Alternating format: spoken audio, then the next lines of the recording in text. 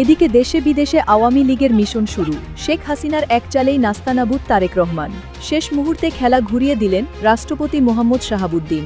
দর্শক, এই মুহূর্তে দেখতে পাচ্ছেন ইতালিতে বনিয়ামিনকে রীতিমতো আওয়ামী লীগের নেতাকর্মীরা গণধোলাই দিচ্ছে। দর্শক, এই মুহূর্তে আপনারা দেখতে পাচ্ছেন রাতের বেলায় বনিয়ামিনকে কিভাবে ইতালি প্রবাসীরা ধরে উত্তম মাধ্যম দিচ্ছে।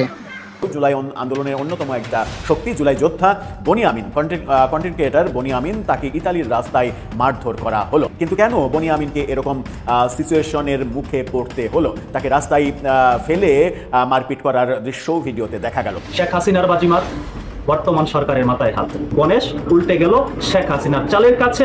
এই মুহূর্তে এই বর্তমান সরকার, বিএনপি সরকার নাস্তানাবুদ হয়েছে। এই মুহূর্তে চীন শেখ হাসিনার হাতের মুঠো। কয়েকদিনের মধ্যেই স্বাস্থ্যগত কারণ দেখিয়ে পদত্যাগ করছেন রাষ্ট্রপতি মোহাম্মদ শাহাবুদ্দিন।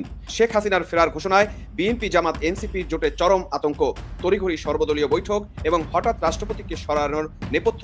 আসসালামু আলাইকুম প্রিয় দর্শক, অন্যমঞ্চের আলাপ চাইতে আপনাদের সকলকে আমন্ত্রণ জানাচ্ছি। এবার আমরা দেখলাম যে জুলাই আন্দোলনের মানে দেশের বাইরে থেকে হলেও জুলাই আন্দোলনের অন্যতম একটা শক্তি জুলাই যোদ্ধা বনিয়ামিন, কন্টেন্ট ক্রিয়েটার বনিয়ামিন, তাকে ইতালির রাস্তায় মারধর করা হলো। এবং এটা কারা করলেন সেটা নিয়ে ধোঁয়াশা থাকলেও আমার মনে হয় যে খুব একটা ধোঁয়াশা থাকার কথা নয়। আমি জানি না এখন পর্যন্ত তারা সেই স্বীকারোক্তিটা দিয়েছে কিনা, তবে ফেসবুক প্রচারণায় মনে হতেই পারে যে এটা স্বীকারোক্তি দেওয়ার আর কোনো প্রয়োজন নেই। কিন্তু কেন বনিয়ামিনকে এরকম সিচুয়েশনের মুখে পড়তে হলো? তাকে রাস্তায় ফেলে মারপিট করার দৃশ্যও ভিডিওতে দেখা গেল। কালবেলার এই শিরোনামটা দেখে নিন, সেখানে বলা হচ্ছে কন্টেন্ট ক্রিয়েটর বনিয়ামিনের উপরে হামলা। একটু খবরটা দেখে নিই। সামাজিক যোগাযোগ মাধ্যমে পরিচিত মুখ এবং কন্টেন্ট ক্রিয়েটর বনিয়ামিনের উপরে হামলা চালিয়েছে একদল যুবক। অতর্কিত হামলা এবং শারীরিকভাবে লাঞ্ছনার একটি ভিডিও ছড়িয়ে পড়ার পর নেটিজেনদের মধ্যে ব্যাপক তোলপাড় শুরু হয়। আপনারা এই ভিডিওটা একটু দেখুন, আমরা সাউন্ড ছাড়া ভিডিওটা একটু দেখাতে চাই। সেখানে মানে ধরাধরি এবং প্রচণ্ড গালাগালি, তারপরে হচ্ছে যে একসময় তাকে রাস্তায় ফেলে দেওয়া হলো, রাস্তায় ফেলে দিয়ে তাকে লাথি ঘুষি মারা হলো। এই ব্যাপারগুলো আমরা দেখেছি। গত রাতে ইতালির রোমের তরপিনা তারা আবাসিক এলাকার রাস্তায় এই ঘটনাটা, যেটা ভিডিও দেখলেন সামাজিক যোগাযোগ মাধ্যমে ভাইরাল হওয়া ভিডিওতে দেখা গেছে রাতের আঁধারে বনিয়ামিনকে এক ব্যক্তি জড়িয়ে ধরে রেখেছেন, আক্রমণাত্মক আচরণ করছেন। তিনি নিজেকে ছাড়িয়ে রাস্তায় দৌড়ে পালানোর চেষ্টা করলে তাকে ধাওয়া করা হয় এবং তারপরে এক পর্যায়ে তাকে রাস্তায় ফেলে পেটানো হয়। ভিডিওর কথোপকথনে আক্রমণকারীদের স্পষ্টভাবে বাংলায় চিৎকার করে গালাগালি করতে শোনা গেছে। তাদের উচ্চারণে বাংলাদেশি আঞ্চলিক ভাষার টোন এবং ওই যে গালাগালি যেগুলো আছে, খ দিয়ে গালাগালি, এই ব্যাপারগুলো রয়েছে। হামলাকারীরা বনিয়ামিনকে মৌলবাদী বলে সম্বোধন করছিল। অর্থাৎ এই মৌলবাদী শক্তির একটা বড় জায়গা বনিয়ামিনের অ্যাক্টিভিজম, এটা তারা বলছিল বারবার এবং মানে একজন আরেকজনকে বলছিল ধর তাকে ধর, মার, এই ব্যাপারগুলো করছিল। ইতালির রোমে ঘটেছে বলে জানা গেলেও হামলার সুনির্দিষ্ট কারণ এবং হামলাকারীদের পরিচয় এখনও নিশ্চিত হওয়া যায়নি। সামাজিক যোগাযোগ মাধ্যমে বিভিন্ন সূত্রের দাবি, ঘটনার সময় বনিয়ামিন মদ্যপ অবস্থায় ছিলেন কিনা বা রাজনৈতিক কোনো মতভিন্নতার জেরে এই ঘটনার সূত্রপাত কিনা বিষয়টি জানার চেষ্টা চলছে। বাংলাদেশি বংশোদ্ভূত বনিয়ামিন অস্ট্রেলিয়ার নাগরিক। নোয়াখালীর হাতিয়া দ্বীপে জন্ম নেওয়া এই ব্যক্তি ৮০টিরও বেশি দেশ বেড়ানোর অভিজ্ঞতা রয়েছে। ফেসবুকে নিয়মিত মানে কন্টেন্ট শেয়ার করেন, ভ্রমণের পাশাপাশি সমসাময়িক সামাজিক ও রাজনৈতিক বিষয়ে মতামত দেন। বিদেশে একজন কন্টেন্ট ক্রিয়েটরের উপরে এমন সহিংস হামলার ভিডিও ছড়িয়ে পড়ার পর প্রবাসী বাংলাদেশি কমিউনিটি এবং সামাজিক যোগাযোগ মাধ্যমের ব্যবহারকারীদের মধ্যে তীব্র মানে প্রতিক্রিয়া দেখা গেছে। এখন বিষয় হচ্ছে যে যাকে মৌলবাদী আখ্যা দিয়ে মানে আক্রমণ করা হচ্ছে, সেই আক্রমণ যে মানে মৌলবাদীর এগেনেস্ট শক্তি করেছে এটাই স্বাভাবিক। এবং বনিয়ামিন জুলাই আন্দোলনের প্রেক্ষাপট থেকে শুরু করে পরবর্তীতে মানে অ্যাক্টিভিজমের পাশাপাশি উস্কানিমূলক অনেক কথা বলেছেন। এটা করলে এই করব, ওটা করলে ওই করব, মানে আওয়ামী লীগের বিরুদ্ধে এত বেশি অ্যাক্টিভিজম করেছেন এবং উস্কানিমূলক বক্তব্য দিয়েছেন, তাতে এই ঘটনা আওয়ামী লীগ ছাত্রলীগের নেতাকর্মীরাই করতে পারে বলে ব্যক্তিগতভাবে আমার মনে হয়েছে ভিডিওটা দেখে। অন্য কারো এটা করার কথা নয়। বনিয়ামিনকে যেভাবে তার অ্যাক্টিভিজম যেভাবে মানে চোখে পড়ে, যদিও আমি তার ফলোয়ার না, কিন্তু সেগুলো তো এমনি অটোমেটিকলি চোখে পড়ে। সেই চোখে যেগুলো পড়ে তাতে মনে হয়েছে যে তার কর্মকাণ্ডে আওয়ামী লীগ ছাত্রলীগ অনেক বেশি ক্ষেপে থাকতে পারে এবং রোমের রাস্তায় তাকে হয়তো পেয়েছে, হতে পারে মদ্যপ থাকতে পারে, সেটা আলাদা ব্যাপার, সেটা তার ব্যক্তিগত ব্যাপার। মদ খাবে কি খাবে না সেটা তার ব্যক্তিগত ব্যাপার। কিন্তু এই ব্যাপারটা আমার মনে হয় যে ছাত্রলীগ আওয়ামী লীগের নেতাকর্মীরাই করতে পারে, কারণ তার উপরে প্রচণ্ড রাগ রাগ হয়েছে, কিন্তু সেটা ব্যাপার না। ব্যাপারটা হচ্ছে জুলাই আন্দোলনের পক্ষে থাকা শক্তিগুলো এই যে বারবার বিদেশের মাটিতে আক্রান্ত হচ্ছে, এরপরে ব্যাপারটা কি এরকম অবস্থায় যাবে যে জুলাই আন্দোলন যারা করেছে, বিশেষ করে চেনা মুখ, তারা মানে একা কোনো বিদেশ সফর করতেই ভয় পাবে, কিংবা মানে এমন দেশে যেতেই ভয় পাবে যে দেশে আসলে অনেক বেশি প্রবাসীরা আছেন এবং তার মধ্যে অবশ্যই আওয়ামী লীগের লোকজন আছে। এই ঘটনাগুলো, অনেকগুলো ঘটনা আমেরিকায়, ইংল্যান্ডে, ফ্রান্সে সহ বিভিন্ন দেশে, এবার ইতালিতে হলো, বিভিন্ন দেশে যে এই একের পর এক ঘটনাগুলো ঘটছে, এই ঘটনাগুলো কিন্তু খুব একটা ভালো ইঙ্গিত দিচ্ছে না জুলাই যোদ্ধাদের জন্য। অন্তত তাদের নিরাপত্তা বিদেশে যে বিঘ্নিত হতে পারে, এটা আমরা বেশ কয়েকবার ধারাবাহিকভাবে দেখছি। শেখ হাসিনার বাজিমাত, বর্তমান সরকারের মাথায় হাত। আপনাদের নিশ্চয়ই মনে আছে 24 সনে শেখ হাসিনা চীন সফর করেছিল। শেখ হাসিনা সরকারের পতনের পিছে যে কয়টি কারণ রয়েছে, তার মধ্যে অনেকে মনে করে থাকেন শেখ হাসিনার চীন সফর ছিল একটা অন্যতম কারণ। বর্তমান যে আমাদের বিএনপি সরকার আছে, সেই সরকারের প্রধানমন্ত্রী তারেক রহমান চীন সফর করেছেন। চীন সফর শেষে বিভিন্ন তথ্যপত্র আমাদের সামনে তুলে ধরেছেন, কূটনৈতিক সফলতার কথা বলেছেন, বিভিন্ন উন্নয়ন কর্মকাণ্ডের সাথে চীন বাংলাদেশের সাথে হাত মিলিয়ে কাজ করতে চায় সে কথা জানিয়েছেন। উল্টো দিকে শেখ হাসিনা এই মুহূর্তে বাজিমাত করেছেন, কূটনৈতিক সফলতা অর্জন করেছেন। আমরা সকলেই জানি শেখ হাসিনা ঘোষণা দিয়েছেন আগামী ডিসেম্বরের মধ্যে বাংলাদেশে মাথা উঁচু করে প্রত্যাবর্তন করবেন। তারই লক্ষ্যে শেখ হাসিনা পুত্র সজীব পদের জয় এবং আওয়ামী লীগ ব্যাপক চেষ্টা চালিয়ে যাচ্ছেন। কূটনীতিকভাবে বিভিন্ন রাষ্ট্রের সাথে আলোচনা করার চেষ্টা করছেন, তাদেরকে বোঝানোর চেষ্টা করছেন আওয়ামী লীগ সরকার যেভাবে পতন হয়েছে, আওয়ামী লীগ সরকারকে যেভাবে উৎখাত করা হয়েছে, সেটি ছিল জঙ্গি অভ্যুত্থান। জঙ্গিরা যদি বাংলাদেশে এভাবে আধিপত্য বিস্তার করতেই থাকে, তাহলে চীনের জন্য এটি হুমকির কারণ হয়ে দাঁড়াবে। চীন বাংলাদেশে ব্যাপকভাবে বাণিজ্য করতে চায়, সেই বাণিজ্য হুমকির মুখে পড়বে। এই বর্তমান সরকার চীনকে বোঝানোর চেষ্টা করেছে যে আমরা যদি ক্ষমতায় থাকি, বিএনপি সরকার যদি ক্ষমতায় থাকে, তাহলে আপনাদেরকে বিভিন্ন প্রকার ব্যবসায়িক সুবিধা দেব এবং তিস্তা প্রকল্প আপনাদের হাতে তুলে দেব। কিন্তু গণেশ উল্টে গেল শেখ হাসিনার চালের কাছে। এই মুহূর্তে এই বর্তমান সরকার, বিএনপি সরকার নাস্তানাবুদ হয়েছে। এই মুহূর্তে চীন শেখ হাসিনার হাতের মুঠোয়। শেখ হাসিনা কার মারফতে, কিভাবে, কোন রাষ্ট্রের মারফতে, এত কিছু বলা যাবে না।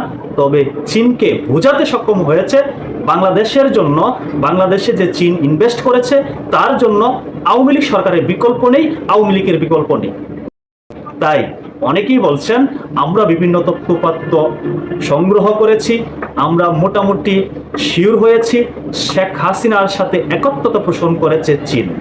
চীন চাচ্ছে আওয়ামী লীগের সভানেত্রী শেখ হাসিনা বাংলাদেশে মাথা উঁচু করে প্রত্যাবর্তন করুক। তার লক্ষ্যে তাদের যতটুকু সহযোগিতা করার প্রয়োজন তারা করবে। আমরা সকলেই জানি শেখ হাসিনা এই মুহূর্তে ভারতে অবস্থান করছেন। নিরাপত্তা জনিত কারণে ভারত সরকার তাকে সর্বোচ্চ নিরাপত্তা দিয়ে ভারতেই রেখেছেন। অন্যদিকে চীন এবং ভারত জাত শত্রু, একজন আরেকজনের চেহারা পর্যন্ত দেখতে চায় না। কিন্তু শেখ হাসিনা ওই দুই রাষ্ট্রকে এক করে ফেলেছে। দুই রাষ্ট্র এই মুহূর্তে এক সুরে কথা বলছে, বাংলাদেশে আওয়ামী লীগের বিকল্প নেই, বাংলাদেশে শেখ হাসিনার বিকল্প। তাই অনেকেই বলার চেষ্টা করছে, অনেক রাজনৈতিক বিশ্লেষক, রাজনৈতিক ব্যক্তিরা বলার চেষ্টা করছে শেখ হাসিনা বাজিমাত করেছে। শেখ হাসিনা এই মুহূর্তে পরম দুই শত্রুকে একত্রিত করতে পেরেছে একটি বিষয়ে, সেটি হলো বাংলাদেশ বিষয়ে। বাংলাদেশে শেখ হাসিনার বিকল্প নেই, আওয়ামী লীগের বিকল্প নেই। তাই এই মুহূর্তে বাংলাদেশের রাজনৈতিক অঙ্গনে ব্যাপক আলোচনার বিষয় হলো শেখ হাসিনা এবং চীন সম্পর্ক। সেই চীনের সাথে শেখ হাসিনা যে সম্পর্ক তৈরি করেছেন, কূটনীতিকভাবে তাদেরকে যেভাবে বোঝাতে সক্ষম হয়েছেন, বা এখানে অন্য কোনো ইস্যু থাকতে পারে, যেভাবেই হোক শেখ হাসিনা তাদেরকে বোঝাতে চেষ্টা করেছেন, সফল হয়েছেন যে বাংলাদেশে আওয়ামী লীগের কোনো বিকল্প নেই।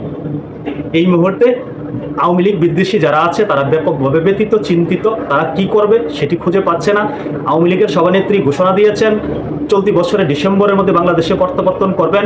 সেই প্রত্যাবর্তন আরো বেশি ত্বরান্বিত হলো এই কূটনৈতিক সম্পর্কের কারণে। শেখ হাসিনার কূটনৈতিক দূরদর্শিতার কাছে অনেকেই নাস্তানাবুদ হয়েছেন। চীন এই মুহূর্তে শেখ হাসিনার কবজায় রয়েছে, আওয়ামী লীগের পক্ষে রয়েছে। ভারত আওয়ামী লীগ নিয়ে যে পদক্ষেপ নেবে তার পক্ষে রয়েছে। বাকিটা সময় বলে দেবে। কয়েকদিনের মধ্যেই স্বাস্থ্যগত কারণ দেখিয়ে পদত্যাগ করছেন রাষ্ট্রপতি মোহাম্মদ শাহাবুদ্দিন। প্রবাসী সাংবাদিক জুলকারনাইন সায়েরের ধামাকা স্ট্যাটাসে তোলপাড় হচ্ছে ঢাকা। নতুন রাষ্ট্রপতি কে? বিএনপির কোনো শীর্ষ নেতা নয়, পছন্দের তালিকার শীর্ষে মন্ত্রিপরিষদ সচিব নসিমুল গনি। শেখ হাসিনার ফেরার ঘোষণায় বিএনপি জামাত এনসিপির জোটে চরম আতঙ্ক, তড়িঘড়ি সর্বদলীয় বৈঠক এবং হঠাৎ রাষ্ট্রপতিকে সরানোর নেপথ্য চক্রান্ত কি? সময়টা দুপুর ৩টা ২৭ ঢাকার রাজনীতিক অলিন্দে এবং ক্ষমতাসীনদের শীতাতপ নিয়ন্ত্রিত ঘরে আজ যে ভূকম্পন অনুভূত হয়েছে তা গত ২ বছরের রাজনৈতিক নাটকের কেউ দেখেনি। প্রখ্যাত সাংবাদিক জুলকারনাইন সামির যাকে বলা হয়, তার সামাজিক মাধ্যমে একটিমাত্র বিস্ফোরক স্ট্যাটাস দিয়ে পুরো রাজনীতিতে এক প্রলয়নকারী তোলপাড় সৃষ্টি করেছে। খবরটি কি সেটা একটু জানেন?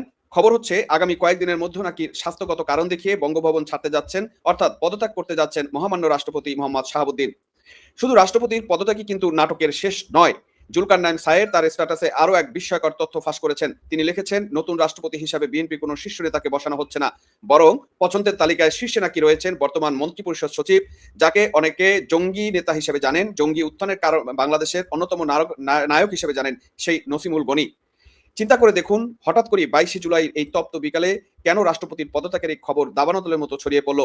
2024 সালের আগস্টের পর থেকে যে রাষ্ট্রপতিকে সরানোর জন্য কত আন্দোলন হলো, কত আলটিমেটাম দেওয়া হলো, তখন কিন্তু তাকে রাখা হলো বহাল তবিয়তে।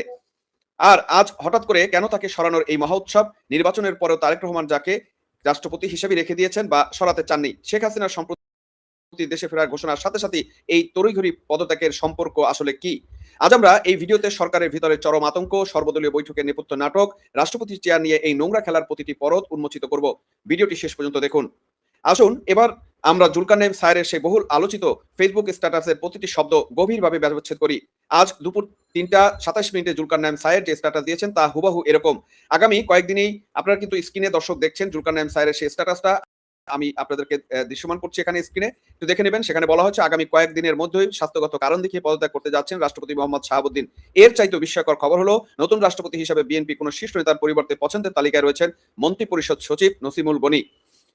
কি সুন্দর এক স্ক্রিপ্ট! স্বাস্থ্যগত কারণ, রাজনীতিতে যখনই কাউকে সরাতে হয় বা যখনই কোনো নেতা ভয়ে পিছন দরজা দিয়ে পালাতে চায়, তখনই নাকি তাদের স্বাস্থ্য খারাপ হয়ে যায়। কিন্তু আসল প্রশ্ন হচ্ছে, বঙ্গভবনের মতো একটি সাংবিধানিক সর্বোচ্চ চেয়ারে বসানোর জন্য বিএনপি কোনো প্রবীণ বা শীর্ষ নেতাকে কেন বিশ্বাস করতে পারছে না? কেন এই ব্যবস্থা? কেন একজন আমলা মন্ত্রিপরিষদ সচিব নসিমুল গনি, যার বিরুদ্ধে হিজবুত তাহরীর মতো জঙ্গি সংগঠনের পৃষ্ঠপোষকতার অভিযোগ রয়েছে, তাকে রাষ্ট্রপতির চেয়ারে বসানোর জন্য এত তাড়াহুড়ো করা হচ্ছে? কারণটা খুব পরিষ্কার। রাজনৈতিক নেতাদের উপরে এই নরবরে সরকারের আর কোনো ভরসা নেই। তারা এমন এক নিরপেক্ষ বা আনুগত আমলাকে রাষ্ট্রপতির আসনে বসাতে চায়, যে চরম সংকটের মধ্যে তাদের সুবিধামতো সামরিক বেসামরিক অধ্যাদেশ জারি করতে পারে। ক্ষমতার সমীকরণ ধরে রাখতে আজ একজন অভিজ্ঞ রাজনীতিবিদকে মাইনাস করে প্রশাসনিক আমলাকে বঙ্গভবনে বসানোর যে নীল নকশা, তা এদেশের গণতন্ত্রের মুখে আরো একটি বড় ধাক্কা হিসেবেই দেখা যাচ্ছে। বন্ধুরা, এবার আসুন আসল ঘটনার পিছনে যে মূল অনুঘটন কাজ করছে সেটা একটু তুলে ধরি। কয়েকদিন ধরে গুঞ্জন চলছিল, কিন্তু 22শে জুলাই এসে কেন এই গুঞ্জন আগ্নেয়গিরির মতো ফেটে পড়লো? কারণটা হলো, আওয়ামী লীগ নেত্রী শেখ হাসিনা দেশে ফেরার সম্প্রতি ঘোষণা। শেখ হাসিনা যখনই দেশে ফেরার বার্তা দিয়েছেন, ঠিক তখনই বিএনপি জামাত এনসিপির মতো দলগুলো সমন্বয়ে গঠিত নরবরে শাসন ব্যবস্থার ভিতরে এক অসীম ও চরম আতঙ্কের সৃষ্টি হয়েছে। তারা রাতারাতি সর্বদলীয় বৈঠক ডেকেছে, তাদের ঘুম হারাম হয়ে গিয়েছে। তারা বুঝতে পেরেছে যে রাজপথে এবং ভূ রাজনৈতিক টেবিলের পরিস্থিতি যে কোনো মুহূর্তে উল্টে যেতে পারে। আর যদি শেখ হাসিনা সত্যি ফিরে আসে কিংবা দেশের রাজনীতিতে কোনো বড় সাংবিধানিক পরিবর্তন ঘটে, তবে বঙ্গভবনে যদি মোহাম্মদ শাহাবুদ্দিন বহাল থাকেন, তবে তিনি সাংবিধানিক অনুযায়ী যে কোনো চরম পদক্ষেপ নিতে পারেন। অর্থাৎ সাংবিধানিক ক্ষমতা বলে তিনি বর্তমান অবৈধ বা অস্থিতিশীল ব্যবস্থা ভেঙে দিয়ে নতুন কোনো ঘোষণা দিয়ে দিতে পারেন। আর এই আতঙ্কই আজ তাদের বুকের ভিতর কাঁপন ধরেছে। সেই ভয়েই তারা এখন তড়িঘড়ি করে রাষ্ট্রপতিকে সরিয়ে বঙ্গভবনকে নিজেদের অনুগত লোক দিয়ে সুরক্ষিত করতে চাচ্ছে।